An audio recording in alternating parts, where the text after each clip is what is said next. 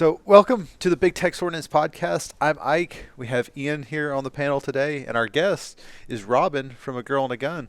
So, we've known each other virtually for a little while now. It's good to finally see you in person. I know, it's nice to spend time with you in person. Yeah.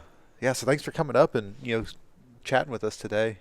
If you want to just give us like a little background on who Robyn is and how A Girl and a Gun came to be, and give us that whole story. Yeah, I'm Robyn Sandoval. I'm the president of A Girl and a Gun.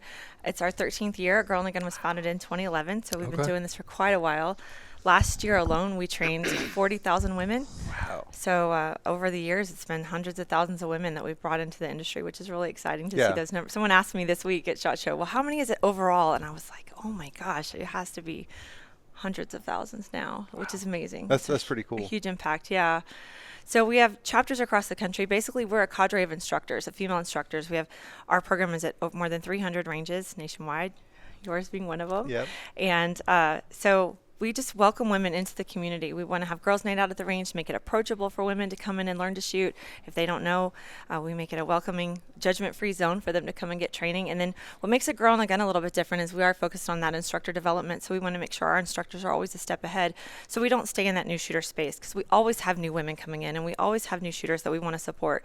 But we also want to keep women engaged as they progress and get better skills. And so all the way up to the pro level, we have a lot of women that are really involved and stay involved for the long term. So that's important to us, to have that retention and to build community and make it really a lifestyle and a part of people's lives for the long term. Yeah. Yeah. I know at ours it's been pretty popular.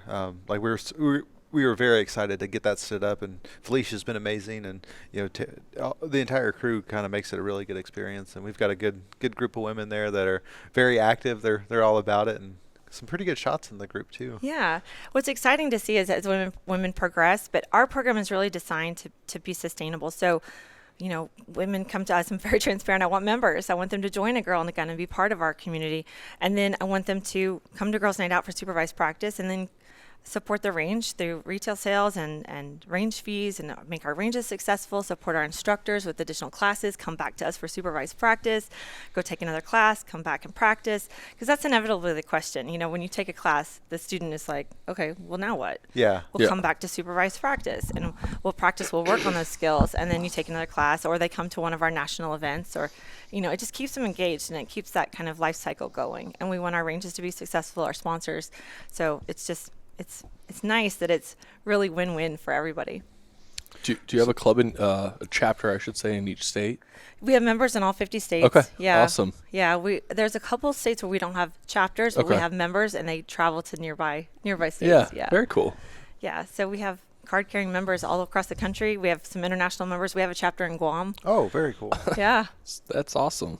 Yeah. It's pretty amazing. So going back to, was it 2011? Mm-hmm. What made you want to start A Girl and a Gun? So there was actually a woman in Austin named Juliana Crowder. She was a firearms instructor, and she was an IDPA competitor. And so she was the only woman ever at the matches. And so she thought, wouldn't it be great if I could get an all-girl squad together? And she thought, as an instructor, I should have more female clients. And so at the time, back in 2010 and 2011, the in thing was to have happy hour. So, hair girls would have happy hour at the salon, and real estate agents would have happy hour at the open house. And so she thought, what if I have happy hour at the range? So she put up flyers around the range, and she said, we're going to have a girls' night out at the range. 5 ladies came, and then they all went out for margaritas. Oh, nice. So it was just a nice introduction. And they said, I kind of want to go to that. Yeah, I know. I was like, sign me up. Yeah. Yeah. So they said, when are we going to do this again? And at that point, I was a new gun owner at the time, and my husband heard about her. And so it was on Meetup back in the day. And he told me that he RSVP'd for me to go. Oh, nice. And I don't know if I was more scared of going to the dirty gun range or shooting the gun or meeting other women, just all of the above. I was out of my comfort zone, but I went, and I pretended to know what I was doing. But more importantly, I learned this tool, and the most important thing was that I met other women, so I could ask them questions like, doesn't this terrify you? Why doesn't it? How do you talk to your kids about this? What if people at work see you doing this? Like, all the questions I had as someone in Austin, that was just it wasn't in my social circle to know any of that. And so it really helped me feel empowered and in control of this journey. And so each week more women would come. And the funny thing is, I had been twice, so clearly I was more experienced than the new person. I didn't know anything. But they were like, Robyn, teach her what. And I'm like, oh gosh, now I'm teaching like 2 weeks into gun ownership, right? Yeah, yeah. And so I'm like, I better really learn some stuff. So I started taking classes and I started competing and, just really learning. And it kind of just grew. Juliana and I partnered up, and for the first many years, we built it into what it is. And I've been at the helm for the past couple of years, and now we have that same girls' night out at more than 300 ranges nationwide. So what was the plan like when y'all started out? Did y'all ever think it would be this huge national organization, or were you just trying to just kind of grow the little? It started out just getting an all-girls squad at our local IDPA. Yeah. That's what it started. And so it was really grew organically. More women would come to us and just want to learn. And then other instructors would see what we were doing and say, well, how do you get so many girls there? I want to do that. And so we didn't even plan for it. It just kind of turned into a membership to help us, pay the bills to keep doing it. And then other instructors would come on board. So then it was like, well, how do we support these other instructors with instructor development?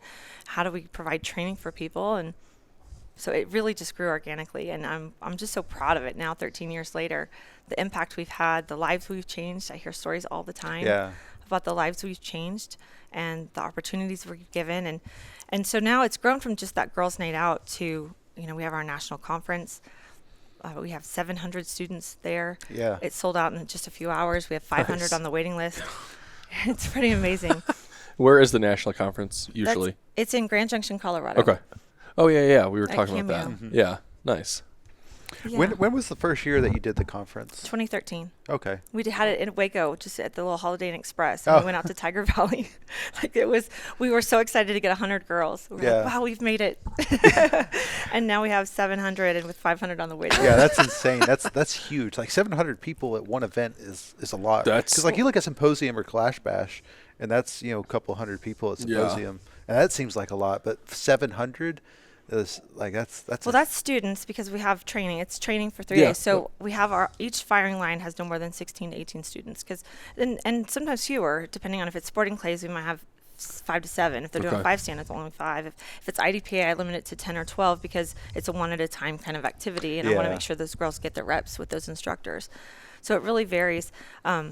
But that's what makes it so unique is we're actually on the range doing range things. Yeah. And we're doing everything you think of, from concealed carry to defensive rifle to, pistols, rifles, shotguns on the ground. We shoot from the helicopter. Jeremy brings out heligunner. And Can I come?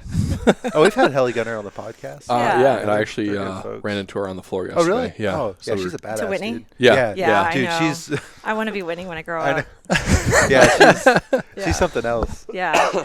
But all the instructors that come out to our event, so we shoot long range out to 2,000 yards. We Oh, wow. do sporting clays. We have knife classes, ground fighting, gunsmithing, legal topics, tasers. And I mean, if you think it, we do it at conference. So it just gives everybody that introduction to a lot of defensive skills that they may not have at home or that they may have never had exposure to. Nice. Or an instructor that they might want to learn to train with. This is a 3-hour block of someone's 3-day course. Mm-hmm. So now you got kind of a little sneak peek at what their style is. And so it's really great for us to support those instructors too. Yeah, I like having that, small little micro course, basically, 3 or 4 hours, and seeing if it's like, wow, the way this guy or, the way these present it really makes sense to me. You can hear the same thing a couple different times, but if you hear it a different way, sometimes that is the way that sticks. Yeah. So, finding that's really cool to be able to, kind of preview the course a little bit and see if you actually want to go take a 2 or 3 day class with that person. Absolutely. And do you guys bring guest instructors in for the national conference? Yeah. So we have 62 simultaneous training sessions going on. That's crazy. So it's a logistic miracle. It's Yeah, pretty awesome. yeah. We're a well-oiled machine. Yeah, at this that's point. impressive. That's It's a lot awesome. of People planning. think, they hear this women's conference and they're like, oh, that's cute. But until you come out and see it, so we have 700 students that come, but on demo day, we kind of have like an industry day at the range where we have all of our vendors and we have our sponsors. Each one has a bay with their line. And we have, I think I'm expecting about 1,800 people on that day because ladies are allowed to bring their spouses or their travel companions, and our sponsors and vendors are there. Can bring their husbands to Girl in a Gun Range Day. Yeah, that's it. And then the husbands have to go. Yeah. That's it. They're Get not outta allowed. here. Yeah, they're That's not allowed great. That's during great. training. but the husbands often like want to see it or they want to be part of it. Yeah.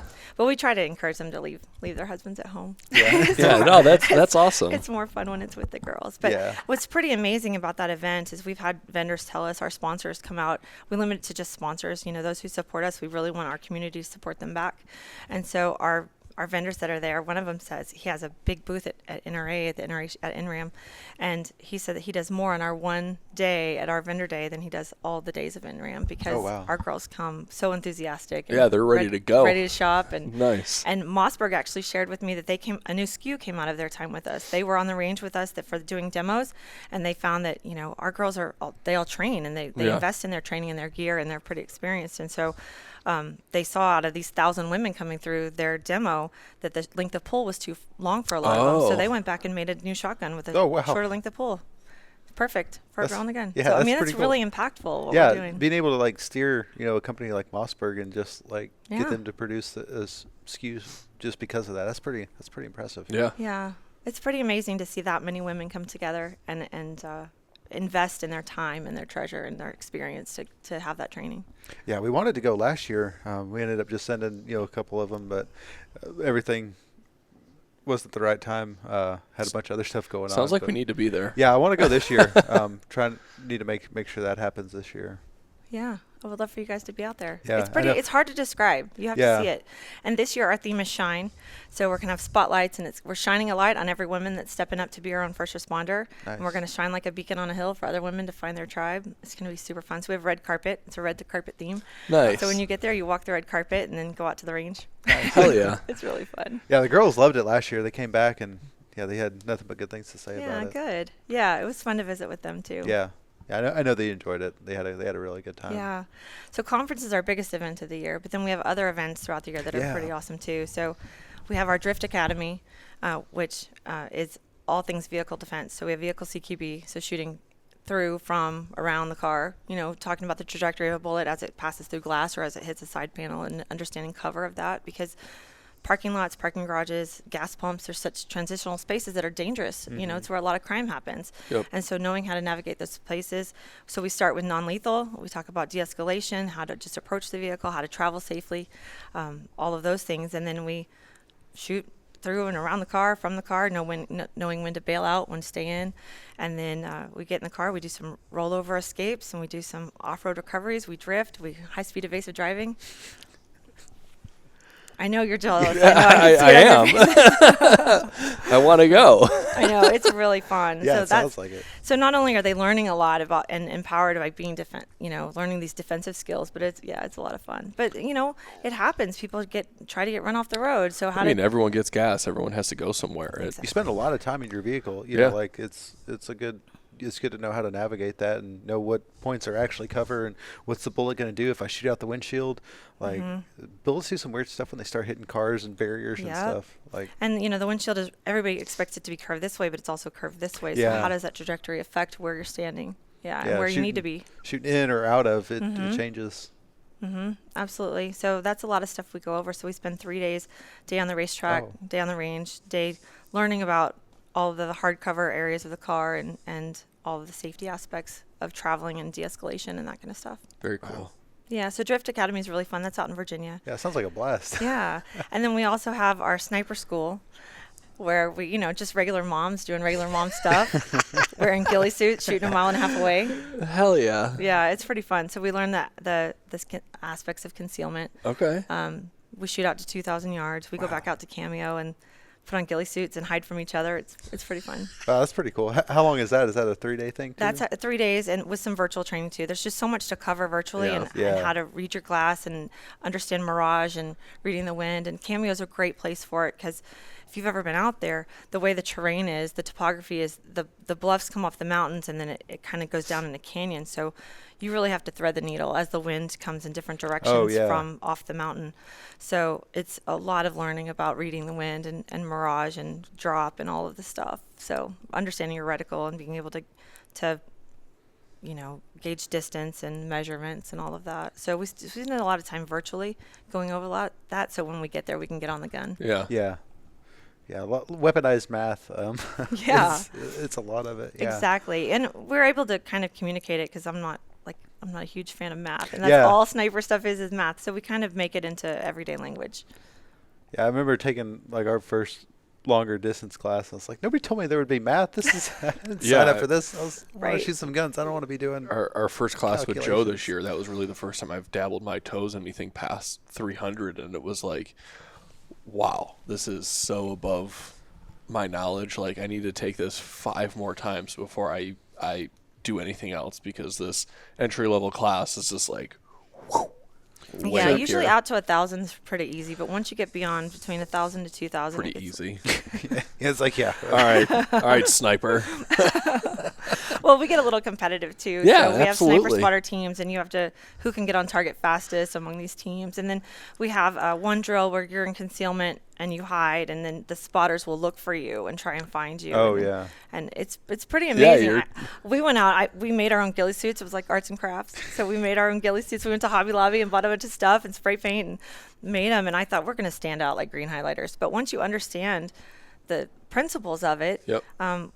they couldn't find us. It was pretty fun. Nice. Yeah. So the virtual side, do y'all do that like a couple weeks before start doing the workup, or? Yeah, for that class, yeah. We do a lot of virtual stuff in general. I do a virtual presentation pretty much every week. Oh, nice. For our general membership, depending on the topic. So, yeah, we usually have about 800 to 1,000 girls log in for those.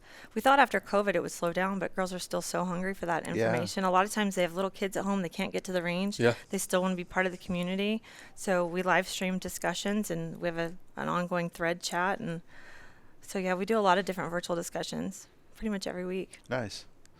What are some of the other events that you have? You got the drift, you got the sniper. What else do you have? We also have a big clay shoot. So up in Fort Worth, we bring a little over 100 women together, all of our bougie girls that shoot shotguns. That's a whole different crowd. That's not the sniper crowd. Yeah. That's the bougie crowd that shoots shotguns. So we do that in the summer, and that's lots of fun too. So we go up to Fort Worth and Nice. shoot there. Yeah. That's really awesome. I'm jealous. And then we also have 2 Glock getaways. We're lucky to have a really great partnership with Glock. So we take a group of girls twice a year out there, and they all become certified armors. Oh, to and- Georgia? Yeah. Yeah, out to the Glock professional range there at headquarters. And so they become Glock certified armors, and then they spend 2 days on the range with Glock instructors and just really understanding the Glock platform. 'Cause, we have some 2011 girls, we have some 1911 girls, and they might not be Glock shooters themselves, but we have so many women coming into our industry that everyone at some point is a mentor or an instructor or some kind of coach to someone else. And so understanding that platform kind of gives you a leg up as an instructor, and just understanding how it's run, how all guns really function, Yeah. Yeah, kind of broadening it out a little bit. And there's nothing better than feeling more empowered when someone comes up to you and, you'll have some old guy at the range. Glock doesn't have a safety.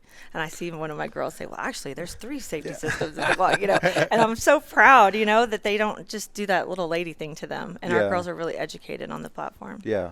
No, that's good to see. Yeah, I'm glad our range is a part of that, and you guys are able to help them. And there's a lot of women that want to learn that, and they're just too, I don't want to say too scared, but It can be intimidating. yeah, Though, yeah, like- absolutely. Yeah. Or they don't want to learn from their husbands or anything like that, and be able to be comfortable with a set of women is super awesome. So We started that, I would say 6 or 7 years ago. There were no female armorers. You just didn't see them. And I think it was a lot because, I was hesitant to do it because I thought this is going to be math, engineering. I'm not going to know this. And then I realized Glock is like a bunch of Legos and it just goes together. and then once you understand that, it's way less intimidating. Yeah. And it's very empowering to know it. nice. Yeah, it's cool. It carries over too a little bit. Once you kind of learn a little bit of the basics, and then some of it transfers over to other platforms too. So it Yeah, kinda enhances exactly. the whole general knowledge. Many of the striker fires are built on similarly. Yeah, so they all once have you know springs, it, they all have extractors. Exactly. Yeah, the armor's course was really, when I took the Glock one, that was really enlightening for me. Getting a better understanding, because they're pretty simple. Like there's not a lot to it, but like understanding how it works and like how to check for something that's worn out. Yeah. Like it was cool to see how that whole mechanism and everything works. It does help with troubleshooting because now instead of just saying it's not working, you can say I have a bad extractor. Or, you can really be Yeah. educated about it. And we started when it was Gen 3, so it's been nice Oh, to see wow. the iterations and to know the difference of the internal mechanisms. So I love that our Nice. girls, sometimes, most of the time it's a new set of girls each time, but every so often there's a new girl who wants to get recertified on it. So it's pretty awesome to see. And I love that I can proudly say we have almost 200 Glock armorers in a Girl and a Gun. So that's really nice to say. Yeah, and they're all spread out throughout the country. As a female, seeing more females become armorers and being a part of that. Yeah. So how long has the conference been out there in Colorado? The whole time? No, we started conference in Colorado in 2021 was our first one out there. We had it in that's Texas. right. It used to be in Dallas, you said. We had it in Waco the first 2 years, and then we moved out to Copper's Cove, and then we moved to Burnett, and we outgrew all the ranges there. So yeah, I was going to say, that's got to be hard finding a place big enough to accommodate 700 people. Yeah. So, we have 62 training areas. So Cameo lets us kind of take over, which is really fantastic, and it's a state-run facility, so it just has a lot of amenities there, and the staff is so great. Everybody there is wonderful, and they're really supportive. We're their biggest event there, and so they get excited when we come to town. In fact, the whole town of Grand Junction gets excited. The airport puts "Welcome a Girl and a Gun" signage everywhere, and it's pretty awesome. All the hotels are full. All the hotels are full of gun girls, and it's just something pretty amazing. Don't go to Colorado that weekend. It's the safest weekend ever. It's the safest weekend, but it's pretty awesome when we go to a restaurant. And one time somebody posted that they were at a restaurant, and there was some Ellie, one of the local. There's some cops there, and they said, "Can we get a picture with you?" And they said, "Okay." And they said, "Girl and a Gun girls," and the whole restaurant got up. And they were like, "Oh my gosh, I didn't realize we have such an economic footprint there." Yeah. It's over $2 million just for 3 days that we're there. Wow. And so the whole city is excited to see us there, which makes it awesome. That's a huge influx of. It's like Taylor Swift coming into town. Yeah, it's pretty awesome, and it's just so fun when you go to every restaurant and you see people like you. Yeah, absolutely. Yeah, it's it's nice. We have symposium that's in our backyard or taking classes, and you're just with like-minded individuals all weekend, and the energy, the vibe, and being able to hang out with your friends that you don't get to see a lot and shoot and learn. It's always a good experience when you're on the range with your friends and your people. Absolutely. So. Every hotel lobby turns into a gathering. Yeah. We'll have ladies just hanging out. Yeah. It's nice. really fun. Yeah. And that's what I think is so valuable. We have, our Back the Women in Blue program, I was telling you guys about it earlier, is not just giving people the training, but giving them each other. And these gun girls, they see each other at different events around the country. It's like, how we are in the industry. Like some of your best friends live 5 states away. It's just, and so now our girls are that way too. Their shooting sisters are part of their best friend circle, and they just happen to live across the country. Do you guys have a SHOT Show meetup or a SHOT Show party? We haven't in a few years, and I would like to bring that back. That would be a blast. Go tear up a bar somewhere. Yeah, we used to do a Tuesday night thing. When COVID happened, we stopped doing it, but I feel like it's time to bring it back. Yeah. So we just have so many, not just our girls, but vendors, sponsors, people who want to just connect with us. And, I'm always running in a million directions, so it's hard to meet up with people. So it'd be nice if I had a spot. You definitely should. Yeah. Nice. Yeah. How's the show been this year? Has it been pretty productive for y'all? Yeah, it's great. We have meetings, and, it used to be where we had to give the whole spiel on who we were and what we're doing, and now everybody seems to know. So I don't have to give the whole background on our goals, and most people are just eager to get involved. They understand our reach. They understand the economic impact and the ROI for our team, and for our sponsors and friends. So it's nice that I can just say, everybody knows that we're making an impact. They know that the women's outreach is there. They know that the women's market is growing. They know that we're changing lives and empowering women, and everybody wants to be a part of that, but they can't unless they can prove the numbers and the ROI. And that's what's really unique about a Girl and a Gun, is that our women really do invest in their gear. They invest in their training. They openly support our sponsors. We try to be really good stewards of those dollars, and just as a culture of a value of our organization. And so I'm fortunate that we have sponsors that come year after year that say they won't miss conference, they won't miss being a part of the work we're doing, and every year a little more went in, which is awesome. That's good. Yeah. What do you guys got? Excuse me. What do you guys have exciting coming on this year? Anything new? Anything good? Just for conference or for in general? Everything. We have a couple things in the works. Yeah. I don't know that I should sneak peek some things. You don't have to. You don't have to. We have a couple of things in the works that I'm really excited about that are going to help our chapters. We've had a new target line come out. Okay. The thing that's interesting and different about our targets is that it allows our instructors the flexibility to cater to all levels. So, for example, we have one that's a Candyland. So it's got 9 blocks of things that you can kind of do like a path. But each block has something different, like shoot 3, load 1, shoot 1, or reload. Kind of like dot torture. Well, it just has a little prompt of what to do. But what I tell our instructors is they can go to a range, and if all the girls are shooting our Candyland target, it looks like everyone's doing the same thing. You just walk in and see it. Nobody's better than, less than, whatever. But as an instructor, I can have an assistant instructor help a newbie maybe just shoot that blue square in the middle. Maybe she's just working on some fundamentals. Whereas the girl next to her might have come a few times. She might actually be working the prompts on the path. The girl next to her, maybe we're pushing her a little more, and she's working, there's a piece of candy in each square. Maybe she's working on her fundamentals, precision, having that making sure her grip, her trigger press is right on. And maybe the girl next to her is more advanced, and I'm going to work her part-time. I want to see your transitions. I want to hear your cadence. So it allows me as an instructor to really cater to that person. So instead of us all teaching to the common denominator, now I can really give that individualized student what she needs to progress. And all of our targets are designed with that in mind. Very cool. So they're fun, they're colorful. You don't know that you're being taught, but all of them have some instructor development points on them. Nice. And I feel like that's really valuable for our targets. And so we're pushing out more of those this year too. And they're holiday themed, so that makes it really fun. We have our candy hearts coming out. Candy hearts are out for February. Our girls are getting them for February. Right now in January, they're shooting the snowman. He's a mean snowman that's throwing snowballs at you. So he's a good one to, do a Mozambique on. Oh, yeah. So, and most of the time people just shoot the middle. And I think, really, no, this guy's attacking you. Shoot a Mozambique. Let's see if you can hit that ocular cavity on a snowman. So it makes it, it's instructor, it's teaching, it's empowering, but it's still fun. Yeah. You can have fun on the range. Right. And that's what's so important is a lot of girls come to us for self-defense. Maybe they've had a close call or they were victimized, and they want to come to a place where people understand them and can coach them through that emotionally and with the physical skills. And that's where we really are able to welcome them. But then also we remind them, we show them how much fun it can be. And that's what keeps them around for the long term. Yeah. They find their people. Nice. Yeah. So if somebody was to go to like a local Girl and a Gun chapter, what could they expect? Like what kind of events and programs are going to be at each chapter? So every chapter is a little different because every instructor is different in her credentials and what she's able to teach and really what she loves to teach. We have some that are really focused on competition. We have some that are more defensive focused. So it kind of varies a little bit. And then every range is different in the amenities that you're able to do there. Some are just bench shooting. Some allow holster work. Some have archery or trap. So it really depends on the amenity of the range. But basically, you'll go to a Girl and a Gun event, a girls' night out. There's a safety brief. We welcome everybody, identify who's the instructor, who are the A team. That's the instructor's team of assistants. Okay.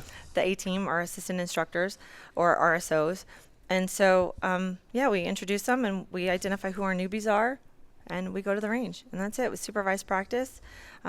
We'll build on what they learned in a class. If they haven't taken a class, we'll encourage them to book a private lesson or get some training. So at our events, mostly it's nuggets of instruction. It's really community building. We're going to give nuggets. We're going to challenge you with drills. And then we're going to encourage you to tap those instructors for their talent so that they can build their client base and whatever the range is offering, any training they're offering. We really want our instructors and our ranges to succeed.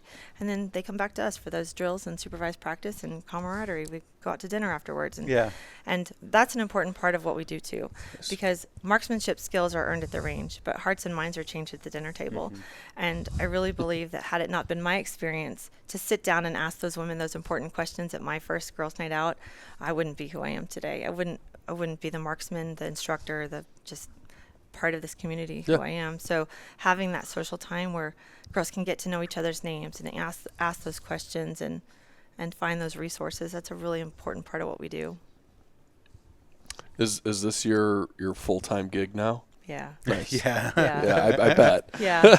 It's basically like 3 full-time jobs. Yeah. Exactly. Yeah. I have the best job in the world. I get to meet the most incredible people. I get to do really cool things. I mean, I dream it. I think, well, I want to race cars. I want to shoot guns. I want to be a sniper. And I think, I wonder if other girls want to too. And so I just put it out there. And turns out they do. It turns out they do. There just hadn't been an opportunity for it before. Yeah. So I think if I want to do it, maybe someone else does too. So awesome. That's super cool. Yeah. What else? What kind of partners do y'all have, like on the I guess on the industry side? What are some of the big ones that y'all have worked with? So Glock is our title sponsor for conference, but we have a great relationships with so many different brands. Walther actually worked with us.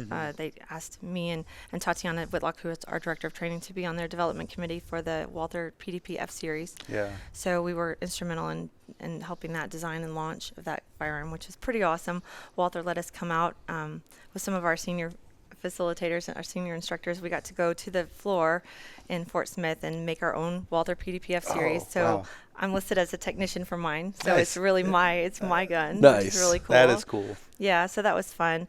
But we're so lucky that we have so many great support. I mean, Mossberg and Magpul is a big sponsor of ours, and we have so many. I even hate listing because I know I'm going to forget. Yeah, you're going to leave somebody out. Yeah, I know I am, but just so many of them. Staccato's on board with us, and just trying to think. I just went blank. It's okay. But yeah, we have a lot of support because they love what we're doing. They love the outreach, and they love that our girls love to shop. And something else that's neat about conference is that all 700 students will go through gear check.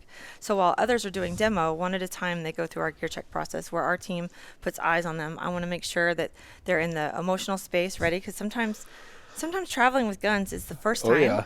For the first time can be kind of nerve-wracking. Sometimes them traveling without their spouses for the first time is a life milestone. And so making sure that they feel like they got it, that they're competent, they're ready. We want to put eyes on them, have them function fire the pistol, that it works, that it's appropriate for the class they're taking, if it's concealment or competition or just general skill builder class. So we make them run their gun for a few rounds just for us to see them. We see what holster they have to make sure it's correct for the model of their firearm, and that it's set up correctly for them to have success that weekend. So we log all of that. We log what guns they bring. We log what holsters they have, what belts they have, and that way we can show our sponsors these aren't guns that we're providing. These are literally the guns that these girls love, that they're training with and using and carrying with, and they're bringing them to train with. So it's a really good indicator of what the favorites are out there. And so we log those guns. So for the 700 students, I bet we'll have close to 900 guns that they're bringing and they love, and we That's can see. a good source of data. Yeah. Yeah, but it shows what girls really love. And so we have some trends, but it's interesting year over year to see the trends change. It's also interesting for me to see as our sponsors come on board and the more support they show us, how those numbers change too. And so that's good information for them to have to justify their participation with us. So that's something that we watch a lot, but it's nice to see. It's nice to see those trends and to be able to monitor it. But for me, as an instructor and as an event planner, I just like to see that they're using quality guns. And you know, I always say if you bring a high point out there, or another gun, I'm going to make you the best shooter I can. But if if there's other gear that fits you better, that helps you perform better, we have lots of vendors that are there. Our sponsors are there, kind of like Industry Day, where people can go and do demos. And so they might find something that fits them and helps them be a little more successful. Also, for the dudes listening, if you haven't picked up a PDPF, they feel really good. Yeah. They're like a really nice gun. Thank you. They are pretty awesome. Do y'all track like iron sights and red dots and optics and stuff? We haven't, but we talked about tracking that this year. We've seen more and more. I'm running a lot of red dot classes this year. A lot of girls finding the dot. Even we have one that's a non-fire class about just working your visual acuity to get to the dot faster. Yeah. There's a lot of desire for that. So we're going to be doing even more of that. Nice. I think it's so ubiquitous now. It used to be kind of, kind of a fringe thing, but now, I mean, I know I'm 50, so once bless you. I know. So once you go dot, you don't go back for me. So we have a lot of girls that are in that camp now. Nice. Yeah, no, we talk about dots and optics in general a lot on the podcast. So I'm always curious to see I think we had one instructor on that said, it used to be like he'd have a couple dots in class, and now you have a couple iron sights in class. It's almost everybody's dots, and then you're standing out if you don't have a dot. Yeah, basically. I would like to track this year if irons versus dots, but also red versus green, because we're seeing more and more women go to the green dot. Oh, really? Mm-hmm. Yeah. Interesting. Yeah, it's gaining in popularity very quickly, so I'd like to get more metrics on that. Yeah. Yeah, that data's got to be pretty cool. That's a pretty big data pool to have, and seeing how it changes over time has got to be pretty cool. Yeah. Do you keep track on if they have an issue with the gun at any point in the training class, like, oh, okay, this Glock went down in this class because of this, anything I don't like log that? it. We have a couple armors on site. Okay. We have some gunsmiths that fix our jams or any Yeah. replace parts or springs or things that come loose during the course of fire or the course of training. But I haven't ever logged it. That might be interesting to ask the gunsmith to log it down. Yeah. Just another data point that Exactly. you could get and then show Failure like, places. yeah, show Walther and be like, hey, we had 0. There was, Or you had 500 of Yeah, guns out here and no issues reported. yeah. Exactly. That's a good point. Is Thanks. there anything that you would I'm like to? Sandra, write that down. I want credit on that.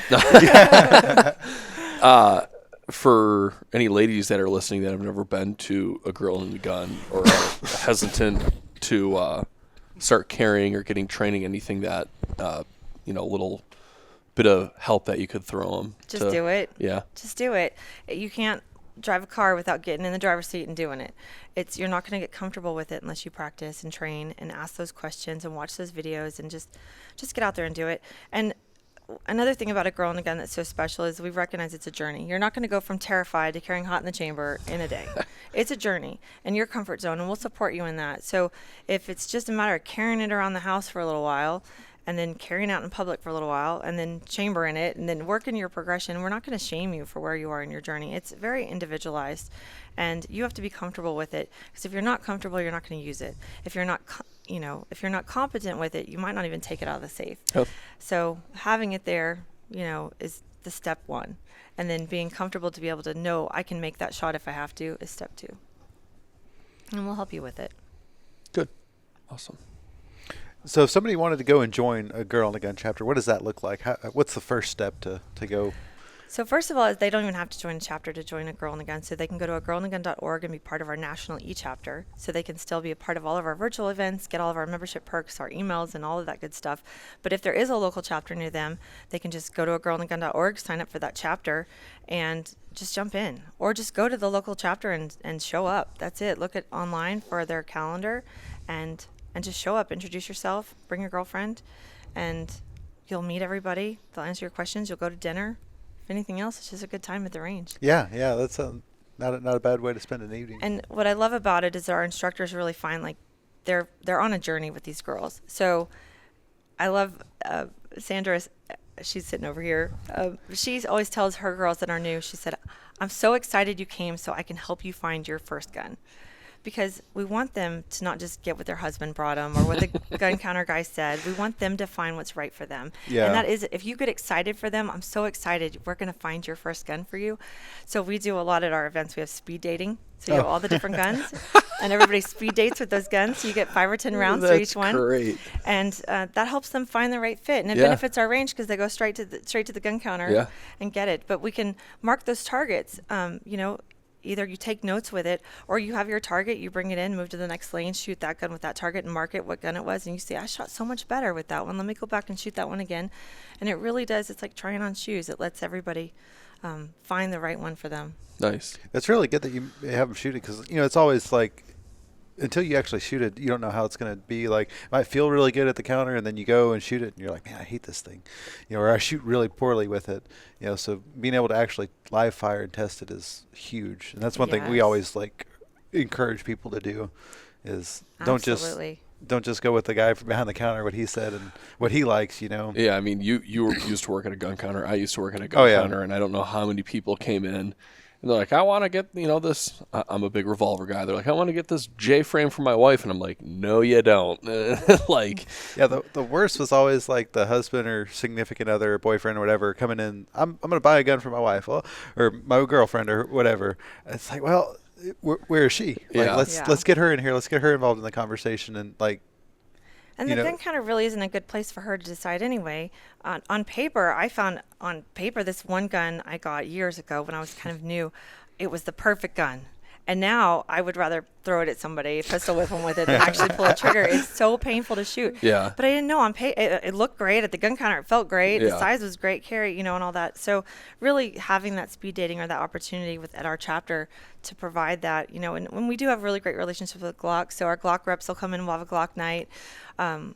So that allows everybody to try a different different thing and dispel different myths about it and find the model that works for them. But speed dating is really popular. We do that a lot at different. Yeah, that's the such a huge thing is finding. I mean, there's so many good manufacturers, and finding the right gun, whether you're a lady or a dude, that really fits you and that you shoot really well. Having a local range that you can go to and try every gun out that is literally on the market is if there's a rental program, that's great. Yeah. But a lot of times our facilitators will have a collection there. Yeah. And then ladies can try different ones. Which is, I mean, that's Yeah. so awesome. And we give away so many guns at our conference. So at all of our events, really, our sponsors are so generous to us, and I just pass them right along to the girls. So I'm coming. At, I'm going. at conference, it's pretty amazing. We give away 80 guns in 4 days. Oh, wow. It's literally like Oprah. You get a gun, you get a gun. So I have the best job in the world. If you see me with a wig this year, don't worry about it.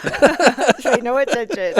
Well, you would not be the only guy that I've heard that from. They all want to sneak in. Yeah. It's awesome. And the amazing thing about our girls, they don't just, that gun doesn't end up on Gunbroker the next day. You know, it's our girls win it. They love it. They cherish it. They take that shit it. gets shot. They use it. Take it and they put it on the speed dating table so others can feel it and shoot with it and see if it works for them. And I love that our sponsors, like, you know, it means something. Yeah, absolutely. Yeah. Nice. Yeah. Nice. So, what can you talk about that you have coming up? I know you said you had a couple things. Is there anything that you can talk about? Well, might as well let the cat out of the bag. We're working on a marksmanship program. Okay. So that our chapters can have a course of fire where our ladies can progress through it. So it'll be launched in the next couple months where they can earn awards for each level and just progress through. So we have our shooting journal. The shooting journal started as just a way for me to kind of, you know, when you have a national organization, it's hard to ensure consistency because everyone comes from their background with different local instructors, you know, and sometimes the instructor is on quite a pedestal. And when I go and learn more about them, I don't think that pedestal is valid. And it's hard to break into that bubble and share, get that information across, you know?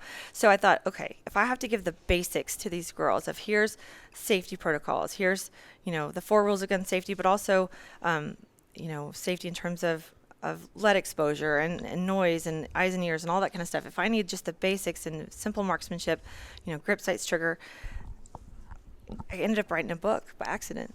And then Tatiana put together some drills. And so we have this journal. And it's kind of become the heartbeat of our organization, really, in a lot of ways, because back in 2015, my daughter was diagnosed with brain cancer a week before our national conference. So this was when the conference was out in Marble Falls, and I couldn't go. I mean, I was in the hospital. I was in ICU. I thought we were losing her, and my life just stopped. So I handed all our spreadsheets to my team, and I was like, I can't be there. And so it was the most amazing thing. I really feel like all those women came together, and that's where our motto, "It's more than shooting," came from. We have "It's more than shooting" on everything that we do. But it was that because everyone came together for this event, but really they came together as daughters, sisters, mothers, friends, and I knew they were with me. They would cease fire on the range and send me texts and selfies, and it was just, I couldn't have made it through those days without that support system. But in that, I wasn't there. So our leadership team got together. There's 100 instructors that are in this room, and one of the ladies wrote "a girl and a gun" on a whiteboard. And she said, "What does a girl and a gun mean to you?" And for every letter, A, accepting, G, gracious, I, impactful, R, real, and through all the letters. Well, it turns out there's 12 letters in a girl and a gun. There's 12 months of the year. So each month in our journal, we have a focus on that value. So in the month of January, we talk about being accepting. So that might be accepting where you are in your shooting journey. Are you not as good as you want to be? Are you better than you thought you are? Like, take a baseline of where you are now. Or are you working through a certain injury? And just being real about where you are, accepting where you are so that you can set realistic goals for that year. What I found is that so many ladies in October would want to come to our Fall Fest match. It's our 3-gun match. We have the only all-ladies 3-gun match in the country. Oh, wow. And so they want to shoot 3-gun, but they wait until August to learn shotgun or to start learning how to quad load or dual load a shotgun. And so then they're like, oh, well, I'll just wait till next year. And I saw so many women sitting on the sidelines of their lives. And I'm like, don't wait till next year, do it now. Yeah. So we started talking about that in January, accepting where you are and accepting your goals for the year. So if you want to shoot 3-gun in October, what does that look like for pistol training and gear acquisition and shotgun and rifle to make sure that you're set up and confident and ready to go in October? So accepting your goals, accepting where you are. February, we talk about being gracious, not being that guy on the range, having good etiquette, dealing with people at the range that don't, that kind of stuff. So even though it's general values, we bring it into the shooting world, but also just helping people live their best lives. It's more than shooting. I mean, everything we do is that. So our journal has just basic information, and then every month it has some value worksheets and discussions, and then live fire and dry fire drills, so that we can progress through the month. And so our new marksmanship program that we're rolling out is kind of focused on those pistol skills that we focus on each month, and really expand it out so ladies can earn. As they work through the journal, they can earn some rewards for how their target is looking. That's awesome. Yeah, that's gonna be cool. Yeah, you heard it here first. Yeah. So at the chapter level, is it mostly like handguns that y'all do, or does it depend on the range? It depends on the range and the instructor. Gotcha. So in different areas of the country, up in Wisconsin, those girls are shotgun girls. They have Yeah. Monday night trap night. They're always there. So we have a lot of shotgunners there, and they go and compete around. In Central Texas, we have some shotgunners there. Okay. It just depends. Some of our 3-gunners come out. It depends on if, in Houston, there's a GSSF matches there. We don't have GSSF in Austin. We shoot IDP or USPCA or ASI. So it just depends on what sport, what clubs are available to you. And so we do a little bit of everything. Okay, cool. If one range has pistol, but then a range half an hour down the road has somebody that's rifle, can the ladies go and kind of bounce between those? We do them all. Okay, cool, Yeah. cool. We'll have different things based on, the amenities of the range. It Yeah. really just depends. I find that if we spread ourselves too thin, then we're not making enough of an impact at the range. Yeah, We want to bring in that additional foot traffic. We want our ranges to be successful. We want them to feel like we're good partners to them. And if we're only there once a month or once every other month, but if we're there regularly and they see us promoting them, then it's good. It's a girl and a gun night when you go to the range, and the range is just packed with ladies. You're like, what's going? Oh, it's a girl and a gun. Yeah. It is true. I mean, we have chapters that have 50 girls that show up every week. Oh, wow. I mean, some chapters have weekly girls' night out. Some have bi-weekly or semi-weekly. So it just depends. Usually the heartbeat of our organization is the girls' night out, which is supervised practice, and then with an occasional clinic. So a clinic would be like a single topic deep dive. So that might be intro to competition, where we talk about scoring and shot timers and working on the clock and that kind of thing.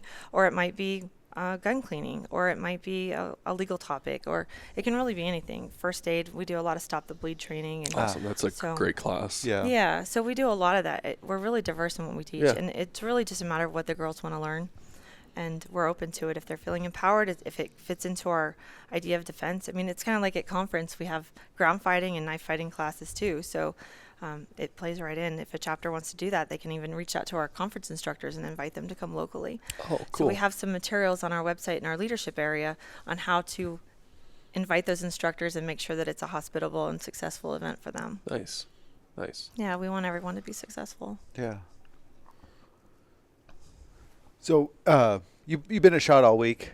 Did you see anything cool or anything that stood out to you that you're really I would excited love to about? say yes, but I don't really come to see the guns. I just come to see the people. Yeah, I know the same. Like I haven't been on the floor very much. It's all people, and then today's my day. I'm gonna go walk around and try and check everything out. Yeah, I was really excited to see that new Mossberg SKU and the fact that it came out of a girl and a gun, and they refer to it as the girl and a gun. So Yeah, that's cool. That made me really proud. So I was excited to see that. Everything else, I just love the market is so different for women than it was 10 years ago. That makes me really proud. Yeah. When I was getting into the industry, I would be the only female in a class. There was be no gear for me, and now we have some really quality gear, some really quality firearms that are for women, but not just women, also some guys with small hands. They could be big guys. I'm not insulting any guys, but just your hand size, okay. No, like the PDPF, I think it's great. Oh, I have smaller hands, and that's a phenomenal gun that Walther did. Yeah. Yeah. I really, really like that. I love it too. I picked it up and I was like, oh, this feels really good. And they're like, oh, it's the female. I'm like, I don't care. It feels Yeah. really good. Yeah. I'll shoot that thing. But I like also that they didn't shy away from saying we made this based on the metrics of female Yeah, hands. yeah. And they didn't shy away from that. Everyone else wants to be kind of gender PC or, go to the main. And we all know that most guns are made for the average man size hands. And For sure. but I liked how they stood by that. And that made me really proud that they were doing something women specific that was quality. It wasn't pink. It wasn't a pink It's not just, hey, we're taking this gun and slapping pink all over it and making it smaller Yeah. and calling it a girl gun. Yeah. No, they actually did the research of it and asked females in the industry what we thought of it and made adjustments accordingly, which was pretty amazing. Yeah, Walther does a pretty good job of like their consultants and stuff. Like I know Tatiana Whitlock shoots for them and stuff. So we've known Tatiana for a little while. Yeah. And she's That's awesome. how I met you. Yeah. She that sure is. But it's nice seeing like her involved and having a company that actually listens. Because it's one thing to get the feedback, but then what you go and do with that is it's nice to see. It's amazing that they actually took the feedback and made the gun right. And it's just it's well put together so that women can reach the controls. You know, it's everything's right there and compact, and it functions well. So yeah, it's a really good gun. Yeah, there's been a lot more lately too. Like it seems like more and more companies are kind of seeing that and getting on board with that. So that's pretty cool to see. Yeah, it's been amazing to see the evolution of products and in gear too. Holsters. I mean, I can carry full size guns now just because of the quality of holsters there. So nobody has to shrink it anymore. Concealment is kind of a myth now that you have to have a tiny gun to be to conceal. Yeah, that's an interesting topic because like we've just in the past couple of years, 5-10 years, like I feel like concealment and what you can conceal and how like the methods have grown quite a bit. Like it seems like there's a lot more options, quality options out there than there was 10 years ago. Yeah. Like look at the wedges and the claws and the stuff. I mean, there's like so the much more Enigma. education too. Absolutely. And that's what's important to me as an instructor is being able to say, here are the safe holster qualities you need to look for. If it doesn't have these characteristics, be leery. Back in the day, the women's market had some insanely unsafe gadgets and lacy things. It was not okay. So now knowing that everyone has that focus on safety, and so here's your checklist. If it passes this, okay, maybe we can use it. And like you said, with wedges and wings and different things that you can put on it to make it conceal better. But I mean, I love seeing we have some really small girls that carry really big 1911s. So it's nice to see that they're able to carry. And then, of course, as a female, I have my dress gun and my yoga pants gun and my jeans gun. So depending on what I'm wearing. I have the same thing. So depending on what I'm wearing, I can have a different holster setup and a different firearm. Yeah. And people like sometimes don't understand that too. Like there might not be that one gun that does that for everything you wear. You might have to have a smaller frame gun if you're wearing something tighter or a dress or yoga pants or something like that. It's different holsters and like carry setups. Yeah, different setups. But what's nice is that in our groups we can train for those and discuss it so that I can make sure that no matter what I'm wearing, my presentation's the same, so I don't slow my response. So and that might even be a point that we do it like that did make you slower. So what is the trade-off here? What are we talking about with safety? And maybe we can change it differently or dress differently around it. That used to be I think we do that a little bit less now. We used to say you dress around your gun, and now fortunately our guns can work because of the good holsters that are out there and the good systems. Our guns can really conceal with what we normally wear anyway. Yeah. And that's huge. I mean, there's a difference between wearing jeans and a t-shirt and then wearing a form-fitting dress and being able to still protect you and yours and doing that in a safe way, but carrying something that can do the job. When NRAM was in Houston and all the protesters were out there, I thought, oh my gosh, I'm going to be on the cover of the Houston Chronicle if I have to draw because this dress is going over my head. Here we go. Here we go. If it's go time. Lady it's go time. flashes someone and then mags dump them. I know. I was prepared. But yeah, I had to wear a dress to the luncheon there. So I thought, okay, this is going to be the front page cover. But if I got to go for it, that's the last thing to worry about. Yeah, we were in town for Houston, backyard and everything, but the protesters, it got kind of wild there for a little bit. Yeah, it was intense for a while. But HPD did a really great job. I had never seen so many four-wheelers that they were going around, and they had the mounted patrol out too, but they had those four-wheelers zipping around pushing the protesters back. So I was really, really proud of the work they were doing. Yeah, it could have gotten bad. I'm actually surprised there's not any first shot show. Yeah. You would think like maybe it's just because it has the NRA title on it. I think so. But like there's people from all over the world here for this. Yeah. And I haven't seen a single one. I know Las Vegas, they probably do a good job of, they're probably used to, they always have conventions and stuff. So they're probably used to. World of Concrete gets a little spicy. Yeah. Right, yeah. There's probably protesters over there. Yeah. No more dump trucks. Very nice. It is funny though that the SHOT Show always happens during the builder show or the concrete show because Yeah. it literally is, as a female, from the airport on, it's like 1,000 to 1, men to women, and it's just funny that the shows in town are all geared toward guys. Yeah. Yeah, it's crazy that they have such, like, I heard there's like World of Concrete, there's SHOT, there's like a food convention or something. Who was telling us? Yeah, I think they said Caesars was a baking thing. Oh. Yeah. Yeah, which I was like, I might have to go over There's there. like 4 Isn't that conferences right? going Do on they have right cookies or now. are they giving out I don't. sweets? This would be the death of me, my sweet tooth. So, Yeah. We had gelato last night. That was good. Oh. so Brendan Oh, and I, after dinner, we Oh. people watched. He had cheesecake, and I had a gelato. And we were just sitting there chit chatting. Nice. So yeah, it was good. Nice. There's always good people watching. Yeah. Oh, yeah. Yeah. We parked right outside like the entrance to Circle Bar and Restaurant Row. We were just sitting there Yeah. eating away. Circle Bar. It's hard for me. I'm practicing my Irish goodbye to get out of the circle Yes. bar, So I recently adopted that, and I really like it that. didn't work for me. I tried the Oh. other night. I kept being like, just trying to disappear, and somebody would be like, "That girl over there, she wants to talk to you." And You're a son oh of a my bitch. gosh, I know. So now I either have to do I got a phone call, and Yeah. I'm gonna have to come up with something else. People are coaching me on how to get out of conversations. Yeah, I'm trying to perfect the Irish goodbye, just all of a sudden just not being there. Yeah, you just Being gotta gone. Just walk. fade out. I can't do that. Now I can't gray man here. That's the problem. Is all the guys, you guys can They're like, "Ooh, fade lady." away. I Yeah, it's know. like, oh, and another guy with a beard. Like, you can blend right in. I cannot gray man. I can't just sneak off. Okay, listen. We'll get you. Oh. Sorry, we'll get you a beard for SHOT Show, and I'll get a wig for the girl in the gun convention, so then we can just gray man each other. We're gonna make it happen. Ian's over here, modern solutions. And, Yeah. and I everything. know, right? He's You're gonna- determined I'm to get gonna- into conference. Yeah, I'm gonna high heels and a blonde wig. Well, you would not fit in. No. We're not wearing heels at the range. That would be conspicuous. Nice. Yeah.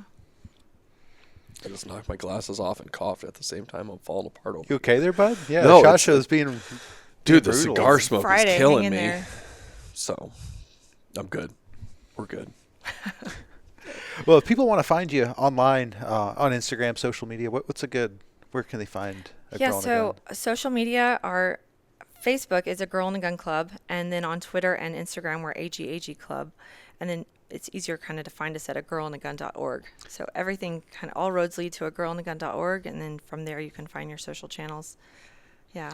Yeah, And- especially with today's day and age, like where you get, shadow banned on Instagram and you have to type the entire name out to come up. I don't know if that's happened to y'all It yet. happens to us all the time, and especially a Girl in a Gun Women's Shooting League is so long that people just give up by the time they get to Yeah. a Girl in a Gun. And then there's some other people who claim to say a Girl in a Gun, or we have a Girl in a Glue Gun. There's a crafting place called a Girl in a Glue Gun. Oh. It comes up before us. So it comes You up need to before- buy like the rights to that. I know. Yeah. It comes up before us, so it is kind of hard to find us on those channels. That's why I tell people just go to a Girl in a Gun. All the links are there. Yeah, you'll get Find to us. the right one. Exactly. Exactly. Cool. Well, thank you so much for coming up and chatting with us for a little bit. Yeah, thank you. It was good to finally meet you in person and get the whole story and everything. I That's, know. I'm that so was glad to pretty spend cool. time with you guys. Yeah, and thanks thank for the you. opportunity. Thanks for the support you give Felicia and the local chapter. Oh yeah, no, we're more than happy to. Like that was one thing when Maddie and I got the range. We wanted to, really have a good presence there and all that. And I know it's Maddie coming up in the industry. Trying to get the female support and everything. It's Maddie's about it. Yeah. Good. So we're Good. I need to spend time with her too. Yeah. I'm sad she couldn't be here. Yeah. But Yeah. we'll have to see you at conference. Yeah. Yeah. It'd be awesome. I would love it. You'll see me in a wig. Yeah. You can come to vendor day. Yeah, I will. Yeah. You don't. Yeah. No wigs required. Damn it. Yeah. Maybe I just want to wear a wig. Okay. I'm not going to say no. Yeah. But thank y'all for watching. If you can, go give them a shout out and check out their stuff. And we appreciate you watching. Like, comment, subscribe, tell your friends, everybody that you know about the podcast. We really appreciate the support though, and y'all checking it out and giving us all the support that you do. But if Ian, you want to use your catchphrase? Hey, tell your grandma and your moms and your sisters and your lady friends about a girl in a gun. Let's get all of our families together and do this. So, hell yeah. Thank you guys. Thank you. Yeah, thank y'all.